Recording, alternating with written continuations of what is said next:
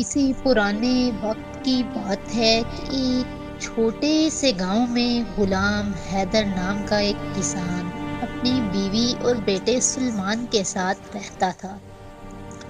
اس کے پاس تھوڑی سی زمین تھی جس پر وہ گنا اگاتا، اس کا رس نکال کر گڑ بناتے اور وہی گڑ بازار میں بیچ کر اپنا گزارا کرتے تھے۔ سردیوں کے دن تھے۔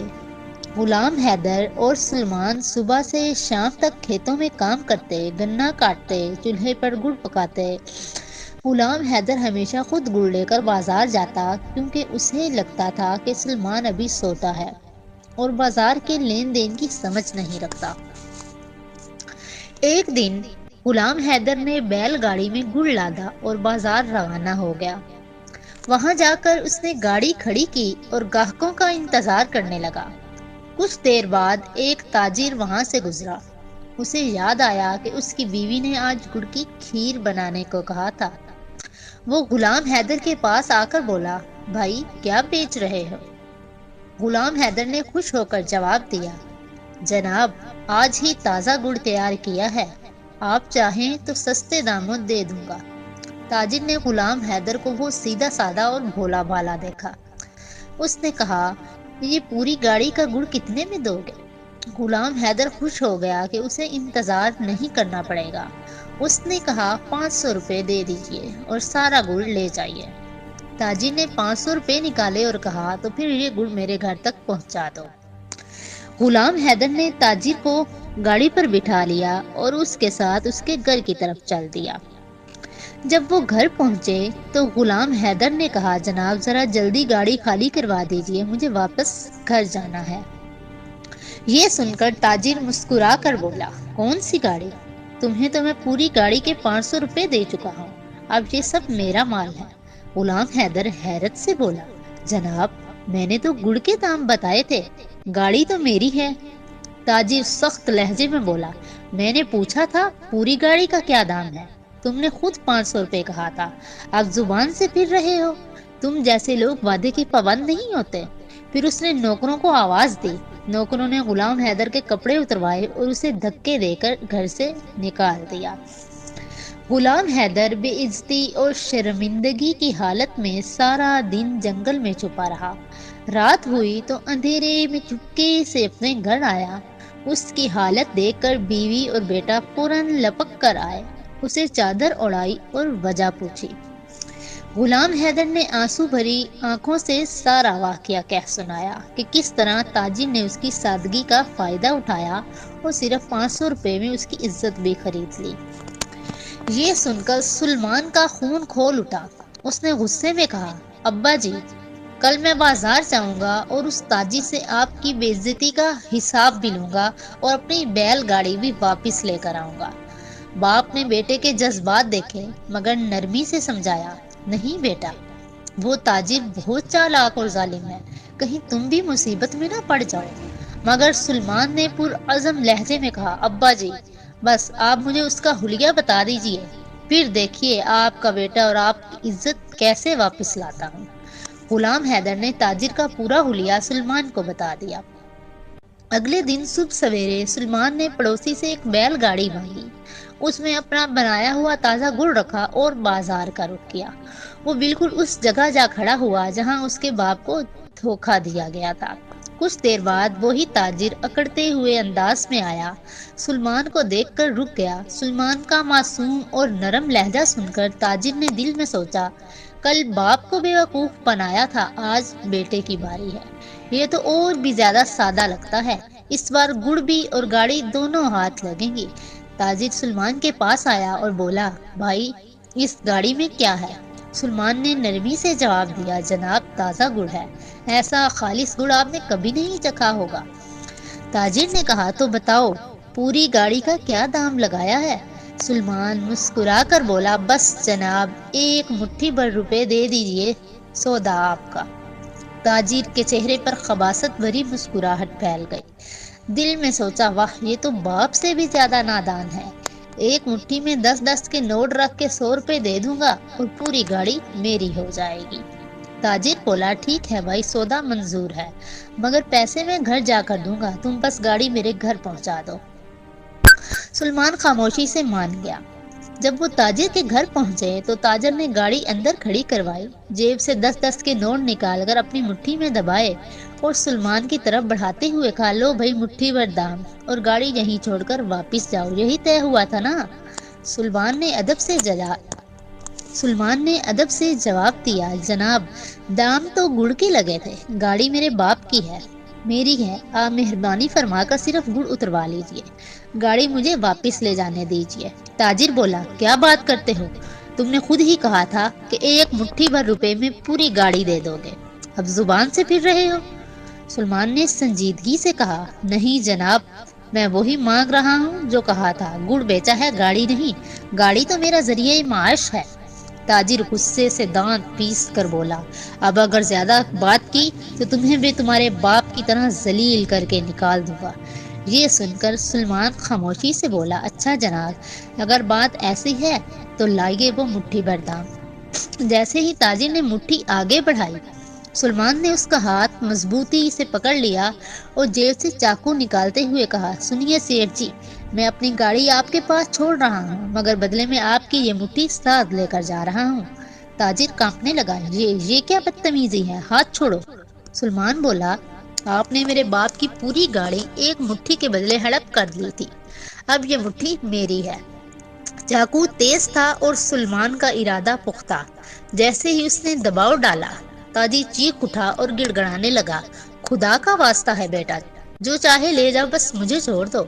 سلمان نے کہا، پہلے وہ گاڑی خالی کرو جو کل میرے باپ سے چھینی تھی، وہ بھی واپس دو اور یہ گاڑی بھی واپس دو، اور 1000 روپے مہینے پر اپنے گھر میں نوکری بھی دو گے۔ تاجر کے پاس کوئی راستہ نہ بچا جان بچانے کے لیے، ہاتھ جوڑ کر بولا، ٹھیک ہے، جیسا تم کہو گے ویسا ہی ہوگا۔ سلمان نے چاقو پیچھے کیا اور کہا، اگر تم اپنی زبان سے پھرے، نوکری سے نکالنے کی کوشش کی یا تنخواہ میں ٹال مٹول کی تو یاد رکھنا میں تمہارے ناک اور کان دونوں کاٹ دوں گا۔ تاجر نے کانپتے ہوئے سر ہلایا۔ اس نے غلام حیدر کی گاڑی خالی کروائی، 2000 روپے گڑ کے بھی دیے اور نوکری کی بھی حامی بھر لی۔ سلمان 2 بیل گاڑیاں لیے اپنے گاؤں واپس آیا۔ غلام حیدر بیٹے کو دیکھ کر خوشی سے بے قابو ہو گیا اور دوڑ کر اسے گلے لگا لیا۔ سلمان نے ساری کہانی سنائی اور نوکری کا ذکر بھی کیا۔ باپ نے فکر مندی سے کہا، بیٹا وہ تاجر بدلہ لینے والا آدمی ہے، ہمیشہ ہوشیار رہنا۔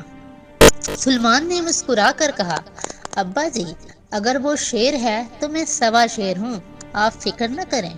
اگلے دن صبح سلمان تاجر کے گھر پر پہنچ گیا۔ تاجر نے دل میں سوچا، میں اسے اتنا تھکاؤں گا کہ خود ہی بھاگ جائے گا۔ وہ بولا، سلمان 2 کھیت جوتو، پھر شام کو لکڑیاں بھی لاؤ چولہے میں جلانے کے لیے۔ سلمان خاموشی سے نکلا، کھیت کی طرف گیا، دن بھر ایک درخت کے نیچے سویا رہا۔ شام کے وقت اس نے ہلکے 3-4 ٹکڑے لکڑی کے کیے، انہیں گٹھا بنایا، سر پر رکھا اور واپس آ گیا۔ گھر پہنچ کر لکڑی کا گٹھا پھینکا اور خاموشی سے کھانے بیٹھ گیا۔ تاجر نے نوکر سے کہا، اسے 1 مٹھی چاول دے دو اور 1 چمچ دال، یہی اس کی تنخواہ ہے۔ سلمان نے تاجر کی بات سنی، یہاں رہنا ہے تو 1 مٹھی چاول پر رہو ورنہ نکل جاؤ۔ سلمان نے خاموشی سے وہ چاول کھائے، پانی پیا اور اپنے کمرے میں چلا گیا۔ رات کو بھوک نے اسے سونے نہ دیا، پیٹ میں چوہے دوڑ رہے تھے۔ کچھ دیر کروٹیں بدلتا رہا، پھر اٹھا اور باہر کے صحن میں گائے کے بارے میں دیکھنے لگا۔ وہاں دیکھا تو ایک چھوٹا سا بچڑا رسی سے بندھا ہوا تھا۔ سلمان نے چپکے سے بچڑے کی رسی کھولی، بچڑا فوراً ماں کے نیچے جا کر دودھ پینے لگا۔ جیسے ہی بچڑے نے منہ لگایا، گائے کے تھن میں دودھ آ گیا۔ سلمان نے موقع نہ گوایا، بچڑے کو دوبارہ باندھا اور سارا دودھ خود پی گیا۔ پیٹ بھرنے کے بعد اس نے سکون کی نیند لی۔ اگلی صبح جب تاجر دودھ نکالنے گیا، تھن بالکل خالی تھے۔ وہ حیران رہ گیا۔ ابھی وہ گائے کے قریب جھکا ہی تھا کہ گائے نے زور سے لات ماری اور وہ پیچھے جا گرا۔ یہ روز کا معمول بن گیا۔ سلمان ہر رات بچڑے کو چھوڑتا، گائے دودھ دیتی اور وہ پی لیتا اور دن بھر کام کرتا رہتا، لیکن وہ جسمانی طور پر کمزور ہونے کی بجائے پہلے سے زیادہ مضبوط اور تندرست دکھائی دیتا۔ تاجر حیران رہ گیا، یہ لڑکا 1 مٹھی چاول کھاتا ہے، سارا دن کام کرتا ہے اور پھر بھی اتنا فٹ کیسے؟ اسے کیا خبر تھی کہ گائے کا سارا دودھ سلمان کے پیٹ میں جا رہا ہے۔ کچھ دن بعد تاجر کی بیوی اپنے میکے چلی گئی۔ پورا مہینہ گزرا، وہ واپس نہ آئی۔ تاجر اکیلا ہو کر اداس رہنے لگا۔ آخر کار اس نے فیصلہ کیا کہ وہ خود جا کر بیوی کو واپس لائے گا۔ اس نے سلمان سے کہا، سلمان میرے ساتھ چلو، بیوی کو لینے جانا ہے۔ صرف ایک گھوڑا تھا، اس پر تاجر خود بیٹھا اور سلمان کو پیدل چلنے کو کہا۔ سلمان دل میں مسکرایا، اچھا طریقہ نکالا ہے مجھ سے جان چھڑانے کا۔ سوچا ہوگا میں راستے میں مر جاؤں گا اور یہ جناب گھوڑے پر آرام سے سسرال پہنچ جائیں گے۔ کچھ فاصلے پر جا کر تاجر تھک گیا، ایک درخت کے نیچے لیٹ کر آرام کرنے لگا اور سلمان سے کہا، ذرا گھوڑے کا خیال رکھنا، میں ذرا آنکھ لگا رہا ہوں۔ تھوڑی ہی دیر بعد کچھ تاجر قافلے کے ساتھ وہاں سے گزرے۔ سلمان نے گھوڑے کی دم کا تھوڑا سا حصہ کاٹا اور اپنے پاس رکھ لیا، پھر پورا گھوڑا ان تاجروں کو بیچ دیا۔ سودے کے بعد سلمان ایک جھاڑی کے قریب بیٹھ گیا اور دم کا کٹا ہوا حصہ ایک چوہے کے سوراخ پر رکھ دیا۔ وہ غصے سے بولا، سلمان میرا گھوڑا کہاں ہے؟ سلمان انتہائی معصوم لہجے میں بولا، سیٹھ جی گھوڑا تو چوہے کے بل میں جا گھسا ہے، میں نے بڑی مشکل سے اس کی دم پکڑی ہوئی ہے، اکیلا کھینچ نہیں پا رہا، ذرا آپ بھی زور لگائیں۔ تاجر غصے میں آ گیا اور جیسے ہی اس نے دم کھینچی، دم اس کے ہاتھ میں رہ گئی۔ یہ کیا مذاق ہے؟ تاجر چلایا۔ سلمان نے انتہائی سنجیدگی سے کہا، تاجر جی آپ نے خود کہا تھا کہ اگر جانا ہے تو میرے ناک کان کاٹ کر جائیں، تو اب آپ ہی بتائیں، آپ تو میرے ساتھ اکیلے رہ گئے، اب گھوڑا نہیں رہا۔ تاجر کچھ نہ کہہ سکا، مجبور ہو کر اسے سلمان کے ساتھ آگے بڑھنا پڑا۔ راستے میں ایک اور بازار آیا، تاجر نے وہاں سے دوسرا گھوڑا خریدا، اس بار کالا گھوڑا تھا۔ وہ دونوں آگے بڑھے، راستے میں پڑاؤ ڈالا، تاجر نے پیٹ بھر کر کھانا کھایا اور سلمان سے کہا، یہ گھوڑا خاص ہے، اسے خوب رگڑ رگڑ کر نہلاؤ کہ ساری میل اتر جائے۔ سلمان نے بازار جا کر وہ گھوڑا بھی بیچ دیا۔ اس بار ایک خوبصورت سفید خرگوش لے آیا۔ جب تاجر کی آنکھ کھلی تو سلمان خرگوش لیے بیٹھا تھا۔ تاجر نے پوچھا، سلمان گھوڑا کہاں ہے؟ سلمان نے بڑی سادگی سے کہا، سیٹھ جی آپ نے کہا تھا رگڑ کر نہلاؤ، میں نے اتنا رگڑا کہ گھوڑے کا رنگ اتر کر سفید ہو گیا ہے، اور اتنا رگڑ رگڑ کر یہ سڑک کر خرگوش بن گیا۔ تاجر نے دانت پیس لیے، مگر اب وہ کچھ نہیں کر سکا۔ اب دونوں پیدل چلنے پر مجبور ہو گئے۔ سسرال قریب آ گیا تھا، مگر تاجر بھوک سے نڈھال ہو چکا تھا۔ ساری رقم گھوڑوں پر خرچ ہو چکی تھی اور کھانے پینے کا سامان بھی ختم ہو چکا تھا۔ تاجر ایک درخت کے نیچے بیٹھا اور سلمان سے کہا، سلمان جا میرے سسرال اطلاع دے کہ تمہارا داماد آ رہا ہے، وہ لوگ خوش ہو کر میرے لیے کھانے پینے کا انتظام کریں گے۔ سلمان روانہ ہوا اور جیسے ہی تاجر کے سسرال پہنچا، تاجر کی ساس نے فکر مندی سے پوچھا، بیٹا ہمارے داماد جی خیریت سے تو ہے نا؟ سلمان نے سنجیدگی سے جواب دیا، نہیں مائی، وقت ٹھیک نہیں ہے، داماد جی کو سخت پیٹ کی خرابی ہو گئی ہے۔ اس نے سسرال کو کہہ کر اس کے تاجر کے نام پر کھچڑی اور اپنے لیے کھیر، پوڑی، حلوہ اور رائتا تیار کروایا۔ آخر تاجر گھر آیا، رات کو دونوں چارپائیوں پر سو گئے۔ سلمان مزے سے خراٹے مار مار کر سو گیا اور تاجر بھوکا کروٹیں بدلتا رہا۔ جب تاجر نے سلمان کو جگا کر کہا، یار تو نے تو کھیر پوری کھا کر خراٹے لے لیے اور میں بھوکا پیاسا مر رہا ہوں، تو سلمان نے چھلکے سے ایک ترکیب سوچی۔ چھت میں ایک پرانا دھمالہ تھا، یعنی ایک سوراخ، جو پہلے زمانے میں گندم یا مکئی نیچے گرانے کے لیے استعمال ہوتا تھا۔ سلمان نے تاجر کی کمر میں رسی باندھی اور کہا، تاجر جی آپ نیچے جائیے، کھانے پڑے ہیں، آپ جائیے کھا لیجئے، اور جب پیٹ بھر جائے تو رسی ہلا کر مجھے جگا دیجئے گا، میں آپ کو اوپر کھینچ لوں گا۔ تاجر بہت خوش ہوا، فوراً نیچے اترا، حلوہ پوڑی پر ایسے ٹوٹ پڑا جیسے برسوں سے بھوکا ہو۔ کھا پی کر جب اس کا پیٹ بھرا تو تاجر نے رسی ہلا کر آہستہ سے آواز دی، سلمان اب مجھے اوپر کھینچ لو۔ آہستہ آوازیں دے رہا تھا، سلمان ارے سلمان کھینچ کھینچ مجھے اوپر کھینچو، مگر سلمان بے خبر سو رہا تھا۔ اس دوران سیٹھ کی ساس پانی پینے آئی، دروازے کے پاس آئی تو اندر سے آوازیں سنی، کھینچ کھینچ جلد کھینچ۔ بیچاری گھبرا گئی، فوراً اپنے خامد کو جگایا، ارے جی جی کوئی جن بھوت آ گیا ہے جو بار بار کہہ رہا ہے کھینچ کھینچ۔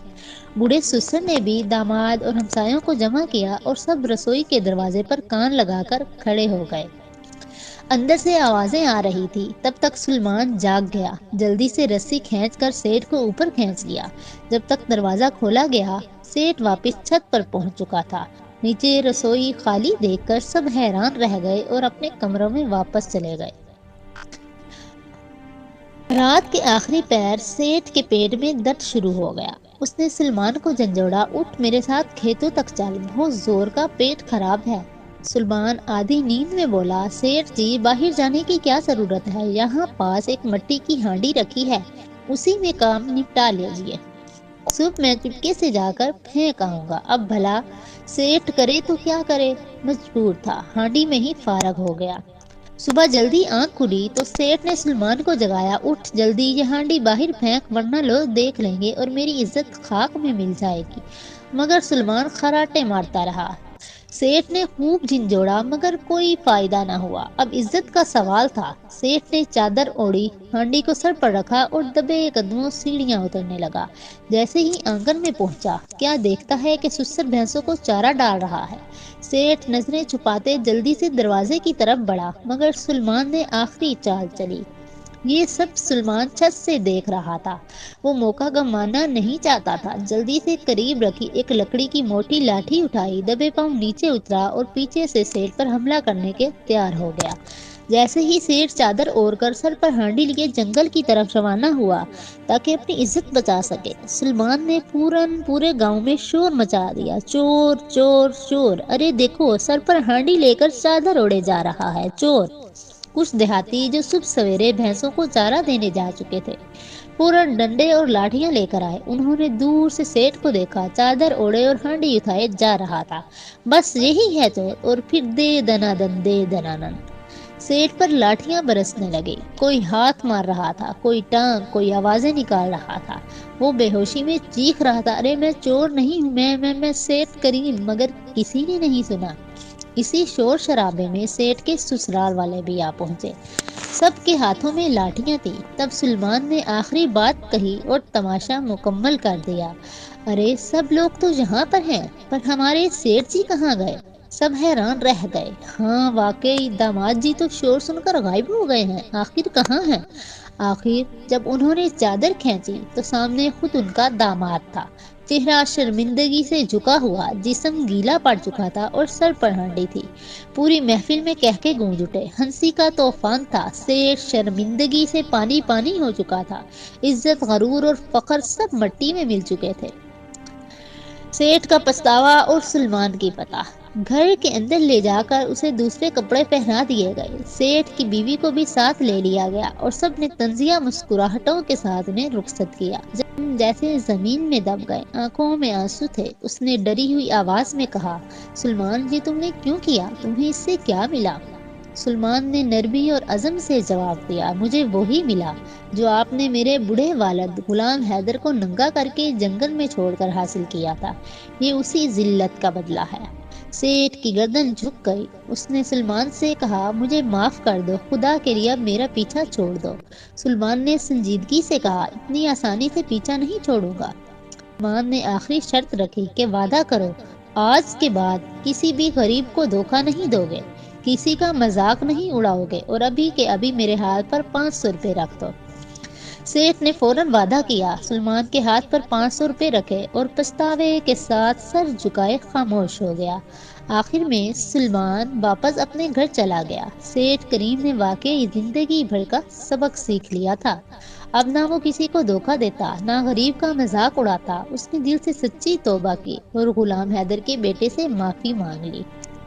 سبق: جو ماں باپ کا دل دکھائے وہ زندگی میں کبھی سکون نہیں پاتا۔ جو غریب کو ذلیل کرے اللہ اسے دنیا میں رسوا کر دیتا ہے، اور جو صبر کرے اللہ اسے عزت، عقل اور موقع دونوں دیتا ہے۔